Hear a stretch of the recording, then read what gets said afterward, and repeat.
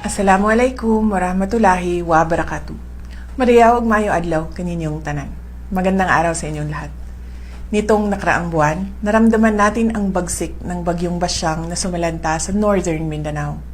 Libo-libo nating kababayan ang nawalan ng tahanan sa loob lamang ng isang gabi. Sinundan nito ang kambal na trahedya ng bagyong Tino at Uwan noong Nobyembre. Saksi tayo sa paglubog ng Visayas sa baha at ang malaawak na pinsala sa Luzon at Bicol. Ang mga kalamidad na ito ay kumitil ng halos 300 buhay at nagpalikas sa mahigit 1 milyong Pilipino.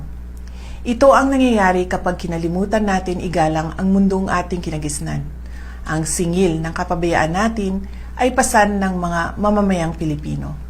Kapag ang bilyong-bilyong inilaan para sa flood control ay ninanakaw, o sinasayang, hindi lang natin binibigo ang kalikasan. Ipinagkakanulo natin ang ating sariling mamamayan. Ang korupsyon ng ating climate infrastructure ay isang tuwirang banta sa ating national security. Nang inilunsad ng Office of the Vice President ang pagbabago, A Million Trees Campaign, nakita ko ang kayang gawin ng mga Pilipino. Naabot natin ang mithiing 1 milyong puno sa loob lamang ng 3 taon. Nagtanim tayo ng 1 milyong puno upang patibayin ang ating mga bundok at buhayin ang ating mga watershed.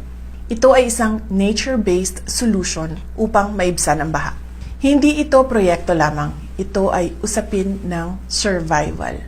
Ngayong Earth Day, tandaan natin, ang pagtatanim ng puno, ang pinakasimpleng climate action na kayang gawin ng kahit sino. Hindi natin kailangan ng dambuhalang budget. Ang kailangan natin ay punla at ang paninindigan para sa kinabukasan ng ating mga anak. Hindi mapipigilan ng 1 puno ang bagyo, ngunit ang 1 milyong puno na itinanim ng mga Pilipinong nagpasyang lumaban, yan ang magpapalakas ng ating disaster resilience. Kailangan ng kalikasan ang ating pakikipagtulungan. Kailangan nito ang ating mga kamay sa lupa. Mahalin natin ang Pilipinas para sa Diyos sa bayan at sa bawat pamilyang Pilipino. Syukran.